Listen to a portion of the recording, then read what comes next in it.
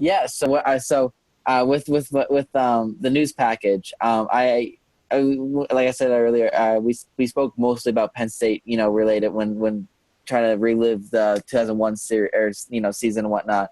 But so I don't want to dig deep into that just because that's on my news package. That's all there. But I do want to ask one question, just because it's pretty cool. So when you entered that Sweet 16 atmosphere as a Penn State player. What was that feeling like to know that you're on almost the biggest stage for college? I mean, you're almost there, the finals. What was the Sweet 16 feeling like? It was the best basketball highlight for sure for me during my time at Penn State. I mean, the team hadn't been that far in 50 years at Penn State. Penn State's kind of had mixed success. They'll have a couple good seasons and then maybe a couple okay ones. And so for me, just I remember walking into the stadium for our very first game, and just there's March Madness banners everywhere, and you're just feeling and thinking, we are doing this, man. We were playing in March Madness, because it's such a big thing. Everybody watches it all around the country, and to actually kind of be there participating in it was such a thrill for us. So I mean, and the story I'd love to tell is when I came back after our second win. We just beat North Carolina, and we landed at like 2 o'clock in the morning, and I got up for class at like 8 or 9 and went to class. And as I'm walking in, the teacher is actually playing the game from the night before about beating North Carolina. And I'm like, this is crazy. It was like a finance class or something. And the teacher's got like the game going. We're not having class. We're watching the game at like Monday morning. So it was really fun. But just to see like Penn State get behind it, and there'd be so much excitement for the basketball team was incredible. That's pretty funny. That I was probably at that moment you're like, all right, that's cool. I made it. That's pretty cool. Yeah. And then we thought, oh man, we're 2 games away from the Final Four. Like this is getting real, people.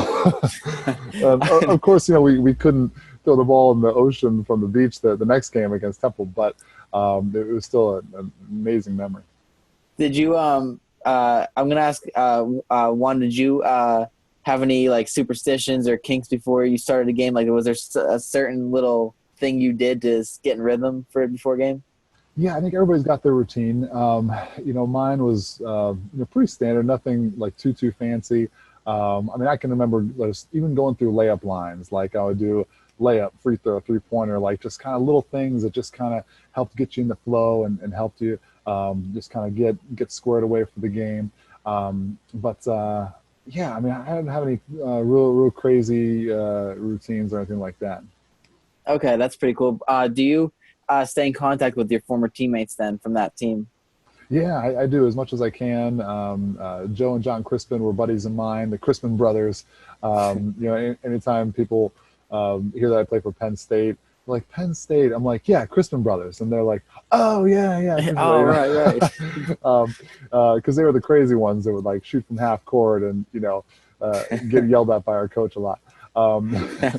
But Joe and John are super guys. They're over in New Jersey. John's actually a announcer now, color announcer for ESPN, Oh, no way.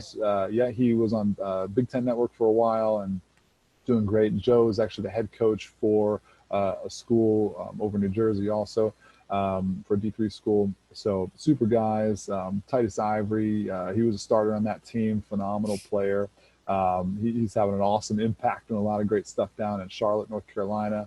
Mm-hmm. But yeah, I keep in touch with all those guys, and they will sometimes come back up this way for different reunion type stuff. We usually have a Coaches versus Cancer event where we do a golf outing and fundraiser here at Penn State that they'll come back for. So for me, it's so easy because like I'm here, I don't have to go anywhere. But these guys, they'll travel back in for Alumni Day and stuff. But it's a great family to be a part of.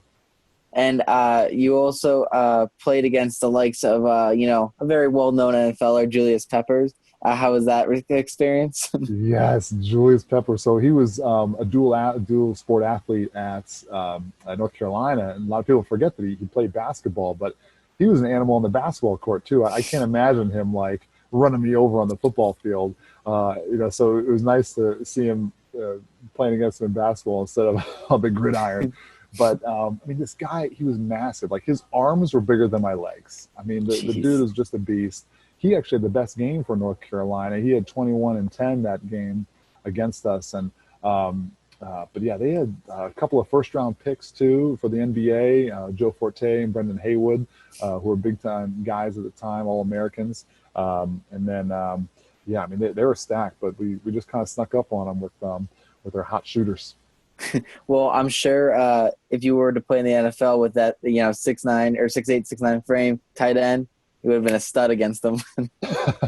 I'd be lining up on the other side of Julius probably every play.